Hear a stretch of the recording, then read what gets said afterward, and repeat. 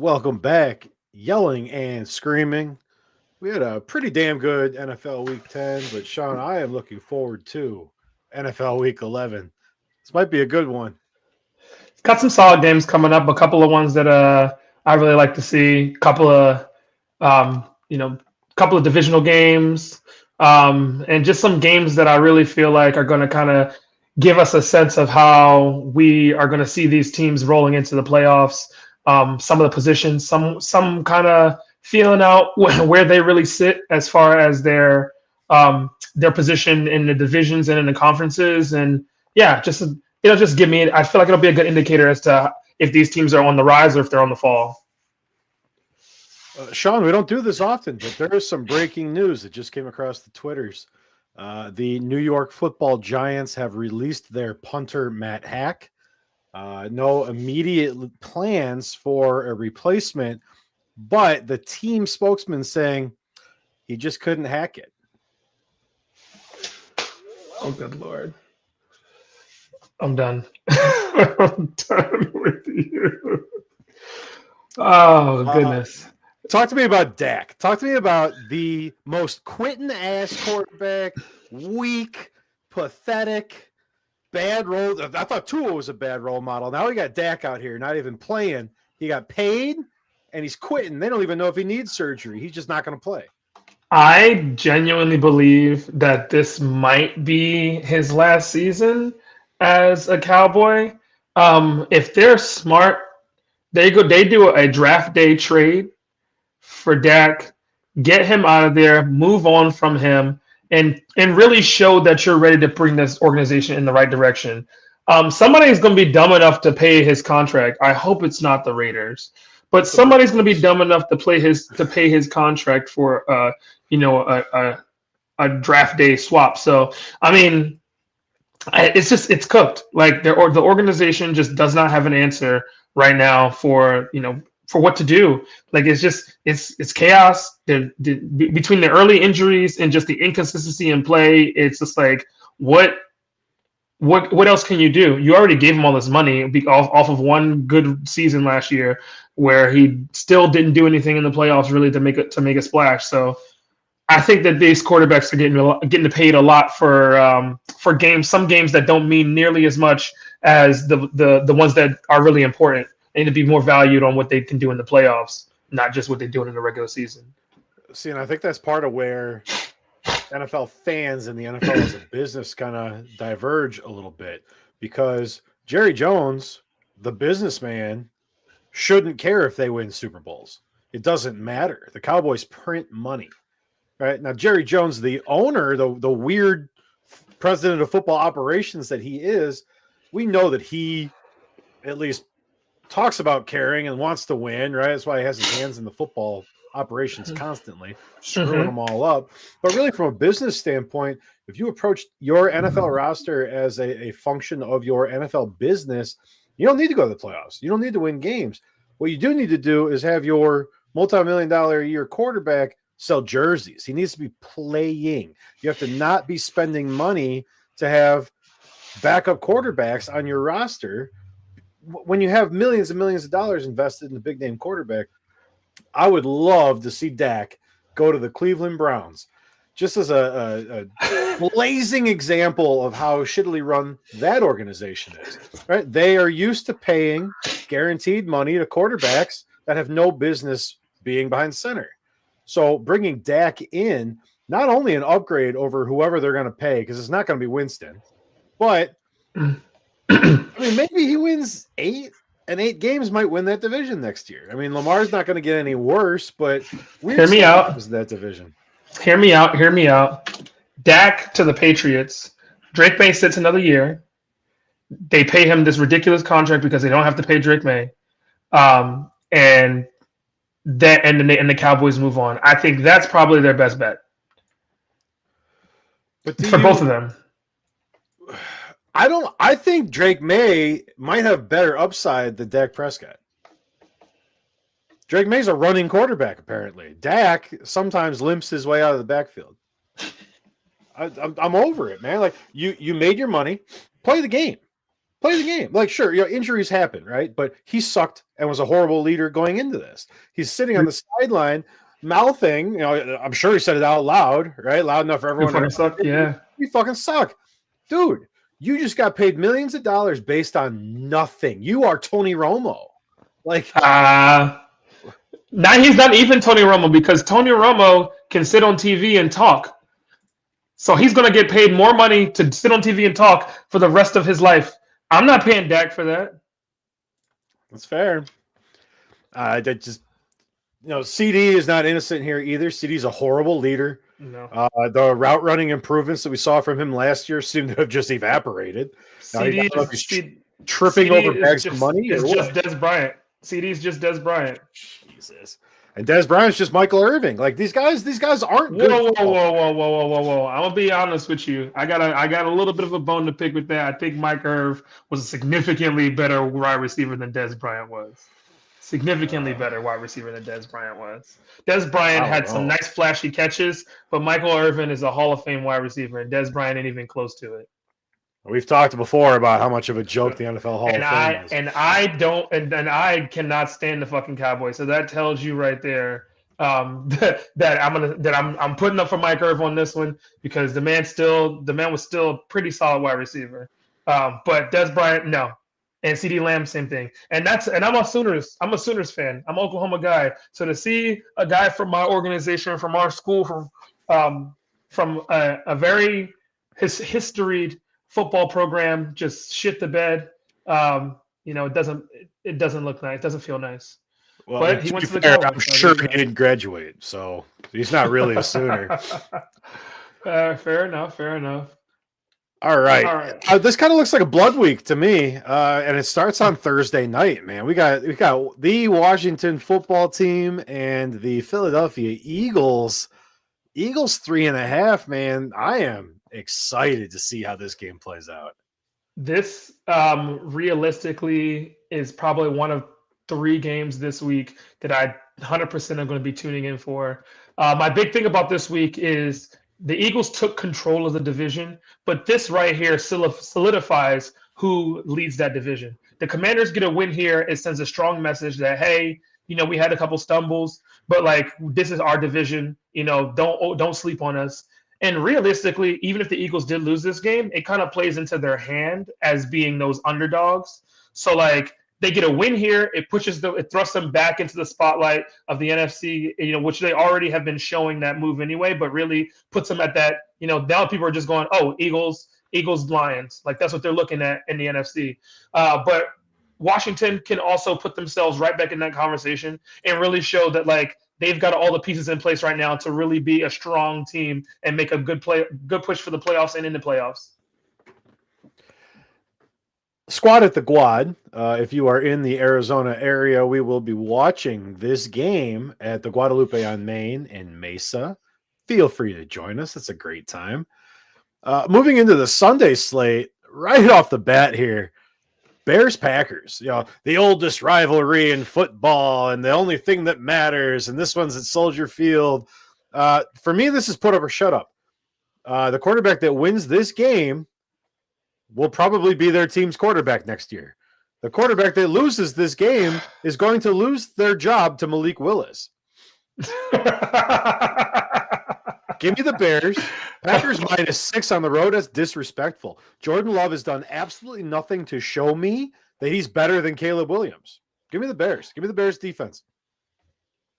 Okay, so that was going to be my one caveat to it is that you said give me the Bears defense. Again, divisional game. I'm not a divisional game. I will say this. The Bears have lost 3 straight. In their last 3 wins, they put up significant points, and then they just fell off. So for me, it's seeming a little bit like it's got to be something going on with coaching or something going on. It's got to be something going on with the play call, maybe, because there's no way that you go from putting up 24, 36, and 35 to putting up 15, 9, and 3 in three weeks in a row, and and it's not just something has to be going on, right here. Well, Sean, I'm assuming you didn't see this today. They fired Shane Waldron this morning. They fired the offensive coordinator. So Well, there at you least go. I did not see that this from a morning. management So standpoint, they agree with you, right? They're being Shane Waldron. I still, for me, it still comes back to the organization.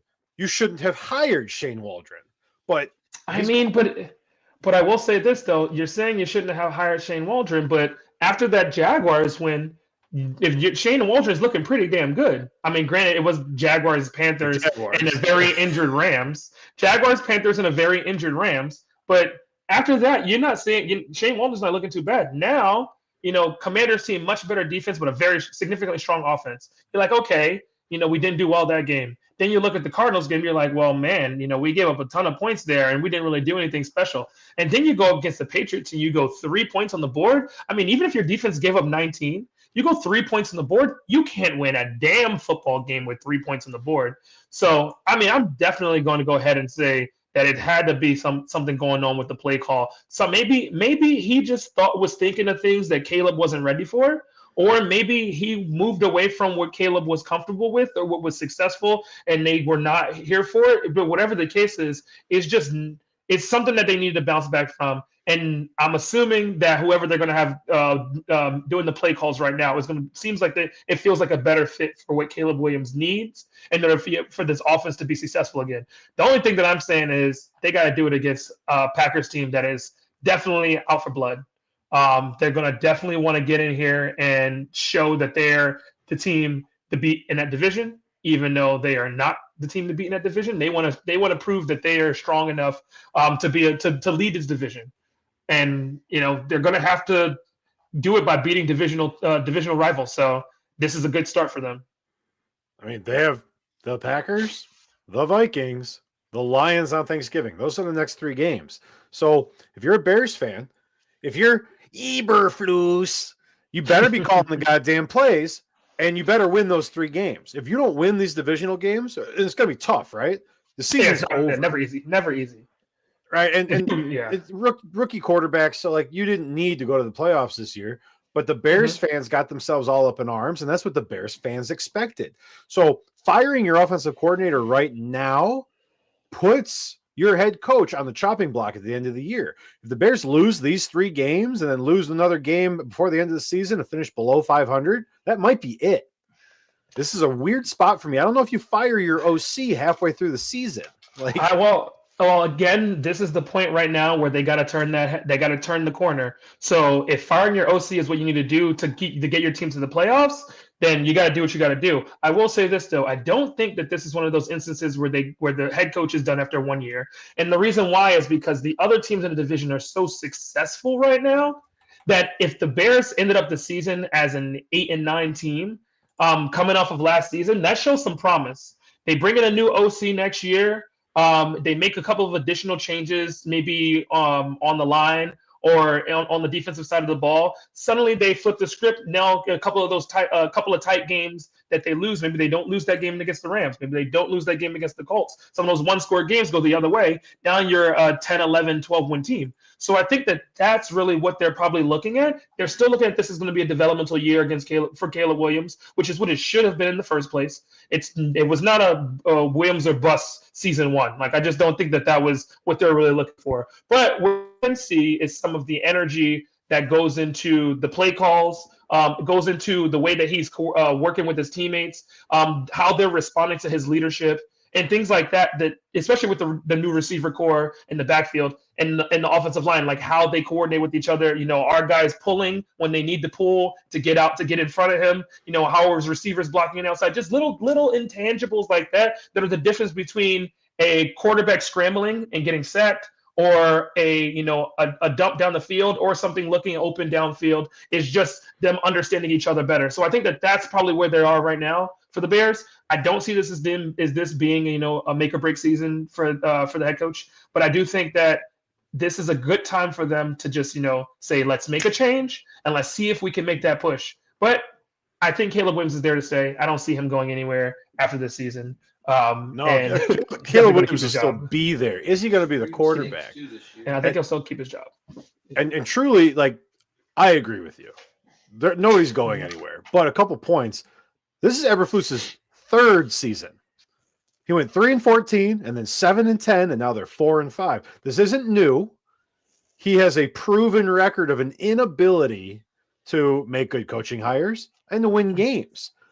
Waldron, his glowing endorsement was that Russell Wilson really liked him. The Seahawks sucked so bad they traded Russell Wilson away. The Bears are like, "Ooh, yes, damaged goods, offensive coordinator time." So the other thing I want to call about your points is that, like, you listed the things that are going wrong with the Bears that make it not the head coach's fault, not the quarterback's fault, but you named every single position group. So at what point is the organization responsible, right? And I know the answer to that is never, right? They're never going to sell. They're No. run and managed like shit.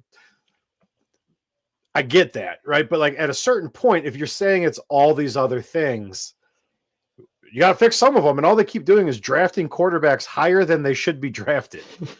So I'm struggling with it as someone who's Bears fan adjacent, because this team has no path to get better. I mean, I just think that okay. Full disclosure, I'm an eternal optimist. So when I list out all the things that a team, an organization that can do to get better, I'm not saying I expect them to do all those things at once. But you get a little bit better here, you get a little bit better there. You understand your playbook better. Your receivers run the routes a little bit better for you as a quarterback. Your guy turns just a bit quicker in his release, so that you can get the ball to him just a bit quicker. You start throwing those. Oh no, we lost you. We're gonna ship Sean an Ethernet cable. We're gonna plug it into the back of the computer. All right, really quickly. Hear him. He's back. I'll get off. I'll just say that it takes a little bit of a lot of different things that improves the team. So realistically, the Bears got a lot of work to do. But the longer you develop together, the more you can see some of those things happen. And that's what good teams do. Speaking of growing together and stuff good teams do, how about we go to the other side of that coin? Jaguars, Lions. I don't have a whole lot to say about the Jaguars other than their uniforms were amazing. The white helmets with the black jerseys with the teal trim, fire. I don't want to spend a whole lot of time talking about the Jags. I will very quickly mention, before I kick it to you, Jared Goff had probably like the worst game you could ever have as a quarterback, and the Lions won. And I am running out of reasons to not believe that the Detroit Lions are the best team in the NFL. I can't say the Detroit Lions are the best team in the NFL until someone beats the Chiefs. It's just not possible. Someone beat the Chiefs this week, damn it. Just not possible. It's just not possible. Sorry. It's not possible. If the Chiefs lose this week, that conversation still it's a very tight conversation, because again, the Lions only loss is what, Vikings? I honestly don't know. I'm looking up who the right tackle is for the Chiefs, because he's the cheatingest ass lineman in the history of the league. All I will say is that until someone beats the Chiefs are still the best team in the NFL. However, the Lions, in my opinion, are absolutely number 2 in the NFL. And Jared Goff had the worst game that he could have possibly had and still came out with a win. The Lions only loss was week 2 against the Bucs, and it was a 4-point loss. So, I mean, taking into consideration the fact that they've beaten the shit out of a bunch of crappy teams, because I'm not going to get, beating the Titans, you're supposed to. You're supposed to beat the shit out of the Titans. You're supposed to beat the shit out of the Cowboys because they're trash. Most of their other games have been tighter. The Seahawks, they demolished. But, I mean, realistically, like, the Lions have been clicking on all cylinders. Their offensive line is able to block really well. Their running backs are having wide open lanes all over the field. And then Jared Goff has been arguably the most accurate, besides this game, the most accurate quarterback in the NFL this year. So they're clicking on all cylinders on offense. And their defense, even without Aiden Hutchinson, is still playing at a very high level. So, I mean, they are able to keep playing above the competition, and that's going to keep them winning games. I mean, realistically, beating the shit out of the Jaguars is just the next step in that. It should be a bloodbath. I mean, looking on, they got Packers coming up, they got Bills coming up, they got 2 games against the Bears, they got the Vikings. and they got the Niners. So they're not closing out the season by any means on an easy note. I mean, it starts off with Jags and Colts. They should win those games pretty easily, and then you go division. One of the best teams in the NFL division, one of the better defenses in the NFL division again. So the back half of their schedule is loaded with teams that are going to be playing as hard as they can to make it to the playoffs. So they're not going to have an easy cakewalk anywhere. But if they come out as a 16-1 team and the Chiefs win out, I might be pressed. I might actually have an argument with you over which team is the better team, depending on how the Chiefs do with the rest of this season. If they again sneak away with a couple of divisional wins and don't show their strongest, show that they're moving in the right direction, but end up beating, bad teams, I might agree with you there on the Lions being the best team in the NFL. Yeah, let's save the Kansas City cheat conversation for when we talk about the Kansas City cheats. Oh my goodness! Raiders Dolphins. I think my only question with this game is, can the Dolphins score enough points on the Raiders to convince me that they're going to make a run in a really susceptible AFC East? I've been looking at their schedule. They have the easiest back half schedule in the NFL right now. If Tua puts up 30 points this game, and for me, it needs to be 30.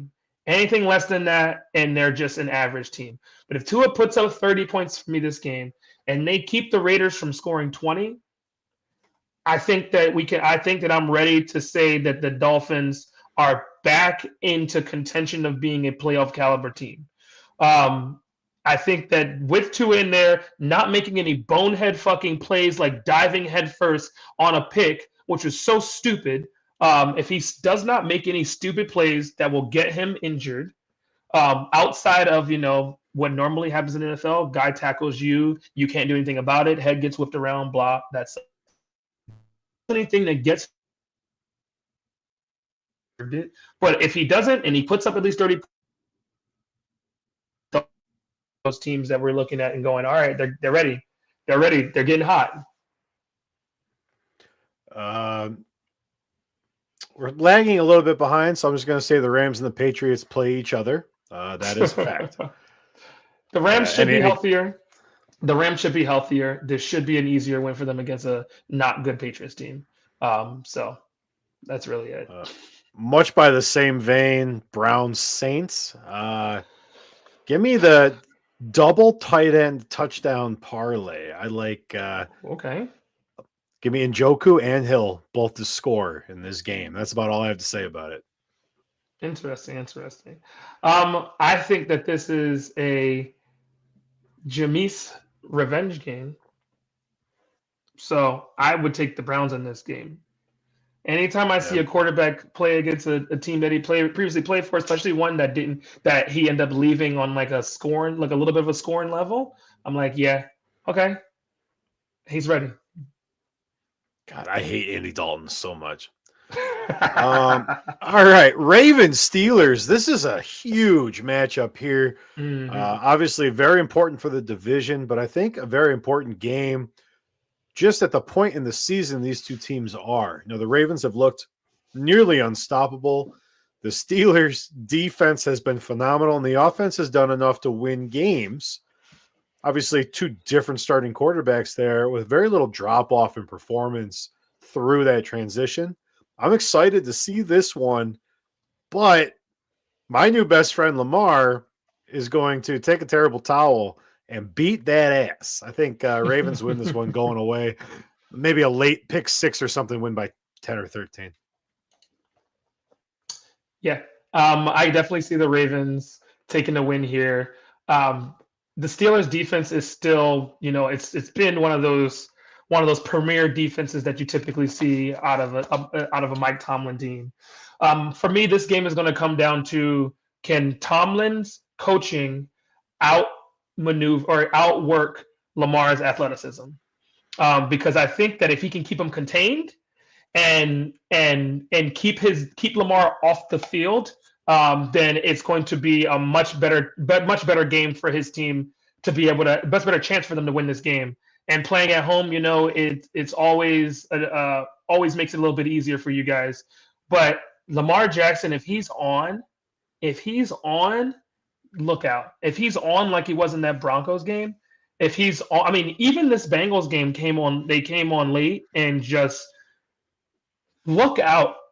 84-yard touchdown pass to Bateman. Like this guy just when he's ready to go and his team is firing and he just has that look in his eye, that monster look, like nobody can touch me right now. I'm unstoppable. Look out. They can score